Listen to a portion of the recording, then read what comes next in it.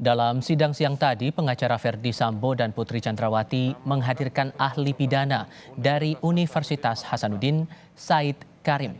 Dalam persidangan, pengacara Putri Febri Diansyah banyak menggali keterangan terkait nilai keterangan Eliezer dalam kasus pembunuhan Yosua.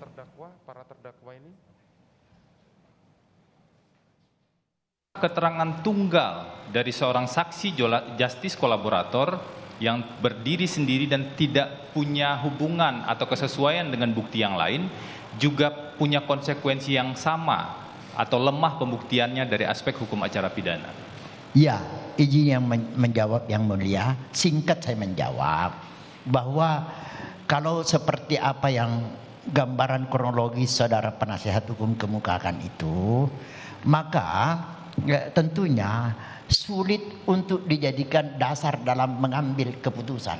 Sulit dijadikan dasar untuk membuktikan terjadinya atau tidak terjadinya suatu tindak pidana itu. Oleh karena syarat kesaksian tidak terpenuhi dan tidak didukung dengan alat bukti lain misalnya, maka dia itu berdiri sendiri. Tidak hanya soal kesaksian Eliezer sebagai penguak fakta yang berusaha disudutkan pengacara Sambo, ahli yang dihadirkan Sambo dan Putri juga diminta pengacara menjelaskan soal tanggung jawab pelaku pidana yang dinilai Sambo salah menerjemahkan tafsir perintah hajar. Makna kata hajar ini, saya kemudian membuka Kamus Besar Bahasa Indonesia. Pihak yang menganjurkan atau penganjur ini sebenarnya anjurannya berbeda dengan yang dilaksanakan. Pelaksana interpretasi atau mispersepsi dalam menerima anjuran dari pihak penganjur. Misalnya yang dianjurkan adalah hajar, tetapi kemudian yang dilakukan adalah menembak yang berakibat matinya seseorang. Mohon saudara ahli jelaskan. Jadi mohon izin yang mulia untuk menjawab. Berdasarkan pengetahuan hukum yang saya pahami, jadi kalau saudara penasihat hukum berbeda pemahamannya dengan saya, jangan salahkan saya. Karena saya kemukakan memang yang saya pahami. Penuntut umum juga punya pendapat yang berbeda, tidak apa-apa berbeda. Karena memang kita memahami secara berbeda. Ya.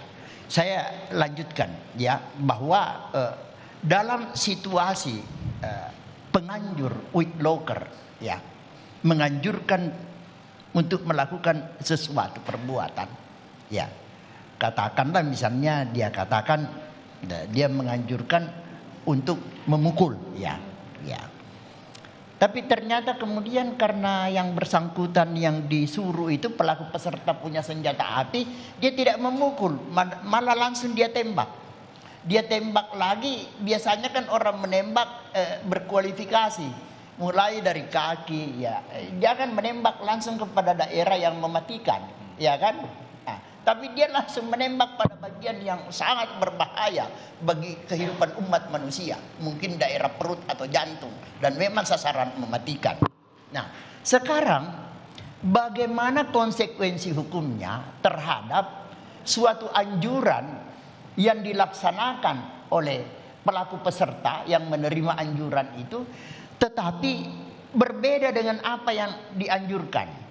Jadi dalam hal yang seperti ini, menurut pengetahuan hukum yang saya pahami, penganjur tidak dapat dimintai pertanggungjawaban pidana terhadap perbuatan yang dia tidak anjurkan. Tidak bisa.